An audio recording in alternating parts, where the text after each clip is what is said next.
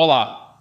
Hoje iremos falar da contração muscular, da sinapse ao movimento, uma interpretação avançada da fisiologia do músculo esquelético. Quando observamos o movimento humano, tendemos a interpretá-lo como um fenômeno simples e imediato. No entanto, sob a perspectiva da fisiologia, cada gesto motor representa a culminação de uma sequência altamente coordenada de eventos elétricos, químicos e mecânicos, distribuídos em múltiplos níveis de organização biológica. O músculo esquelético constitui cerca de 40% da massa corporal e desempenha funções que vão muito além do movimento. Participa do controle postural, da termogênese, do metabolismo energético e da comunicação com outros sistemas orgânicos. Assim, estudar a contração muscular é, em última análise, compreender como o organismo converte informação neural em força física e ação funcional. O músculo como sistema biológico integrado. O músculo esquelético deve ser entendido não como um tecido isolado, mas como um sistema biológico complexo, no qual estrutura e função são inseparáveis. Cada músculo é formado por feixes de fibras musculares organizadas em fascículos, envoltos por camadas de tecido conjuntivo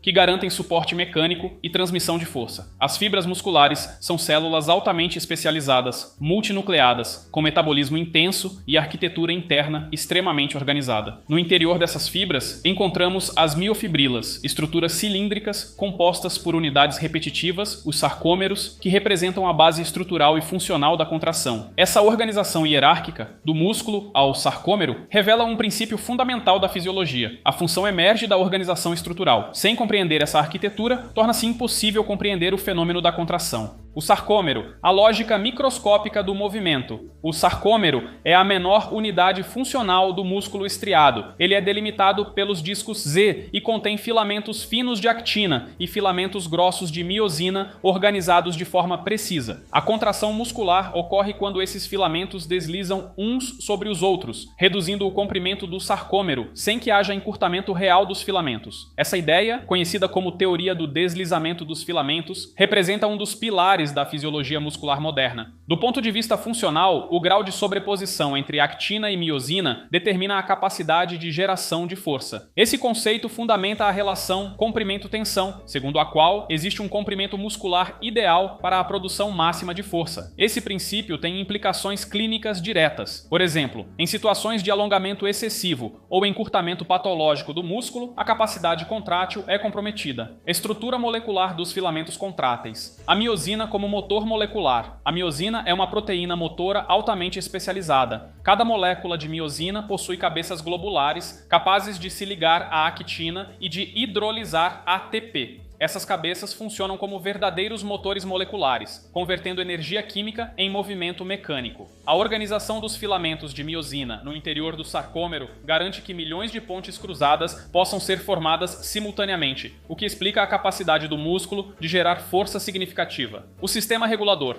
actina, tropomiosina e troponina. O filamento fino é composto principalmente por actina, associada à tropomiosina e ao complexo troponina. Em repouso, a tropomiosina bloqueia os sítios de ligação da actina, impedindo a interação com a miosina. A troponina, por sua vez, funciona como um sensor molecular de cálcio. Esse sistema regulador garante que a contração muscular não ocorra de forma espontânea, mas apenas quando o sinal neural adequado é emitido.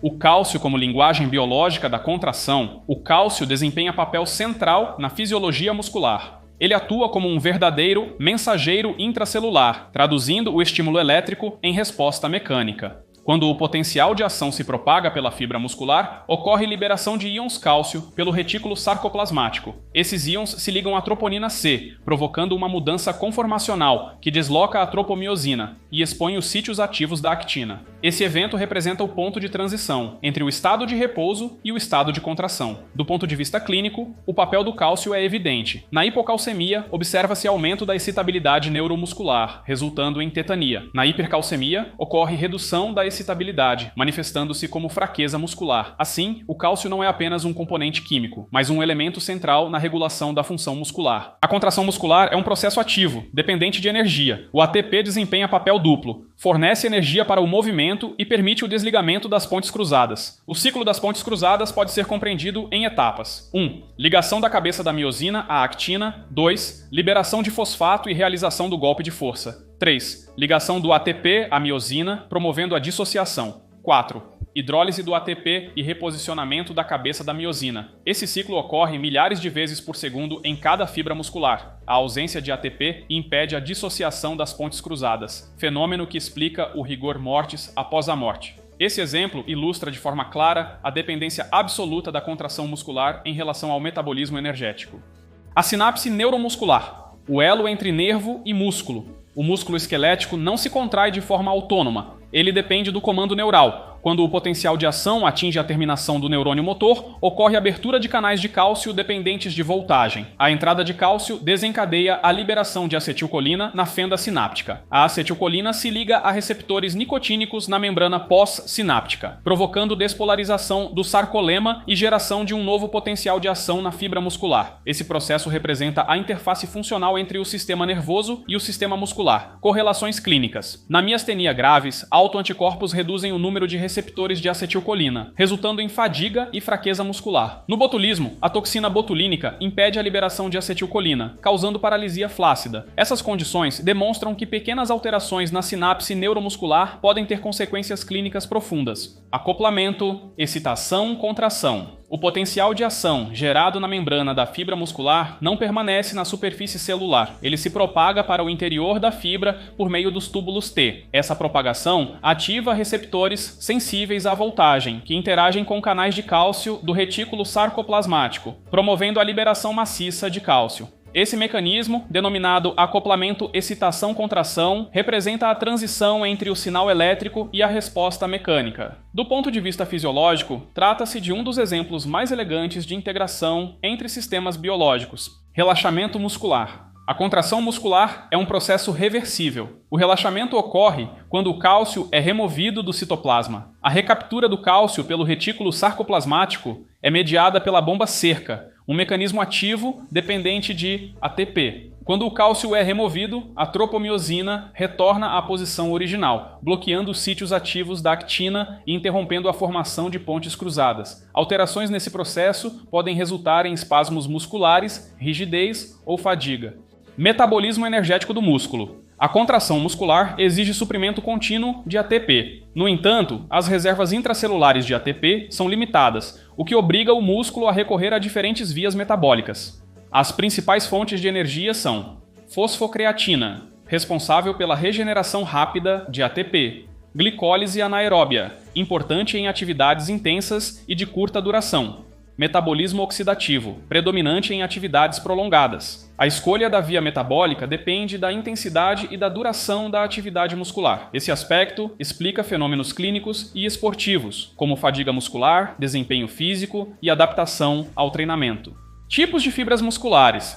O músculo esquelético não é homogêneo. Ele é composto por fibras com propriedades metabólicas e contráteis distintas. As fibras do tipo 1 são lentas, resistentes à fadiga e altamente oxidativas. As fibras do tipo 2 são rápidas, adaptadas à produção de força e velocidade. Essa diversidade permite que o músculo responda a diferentes demandas funcionais. Além disso, a proporção de fibras musculares varia entre indivíduos, influenciando características como resistência, força e desempenho atlético. Mecânica da contração muscular. A força muscular depende de múltiplos fatores: número de unidades motoras recrutadas, frequência de estímulos nervosos, comprimento inicial do músculo. O recrutamento progressivo de unidades motoras permite ajuste fino da força muscular. O aumento da frequência de estímulos pode levar à somação temporal e, eventualmente, à tetanização. Esses mecanismos explicam como o sistema nervoso modula a intensidade da contração muscular. Plasticidade muscular, hipertrofia e atrofia. O músculo esquelético é um tecido altamente plástico. A hipertrofia resulta do aumento da síntese proteica e do número de miofibrilas. A atrofia ocorre quando a degradação proteica supera a síntese. Esses processos refletem a capacidade adaptativa do músculo às demandas funcionais. Do ponto de vista clínico, a plasticidade muscular é relevante em contextos como reabilitação, envelhecimento, imobilização e doenças neuromusculares. Síntese final: da intenção ao movimento. A contração muscular representa a convergência de múltiplos níveis de organização biológica. Um impulso elétrico gerado no sistema nervoso transforma-se em liberação de neurotransmissores, propagação de potenciais de ação, liberação de cálcio, interação molecular e, finalmente, produção de força. Esse processo ilustra um princípio fundamental da fisiologia: o organismo converte informação em ação. Compreender a contração muscular é compreender como o corpo humano transforma sinais invisíveis em movimento visível, intenção em gesto e eletricidade em vida. Por hoje é só. Se esse conteúdo te ajudou, não esquece de deixar o like, compartilhe com quem também poderá gostar e inscreva-se no canal para não perder os próximos vídeos. Ative o sininho para receber as notificações sempre que sair conteúdo novo. Obrigado por assistir e até o próximo vídeo.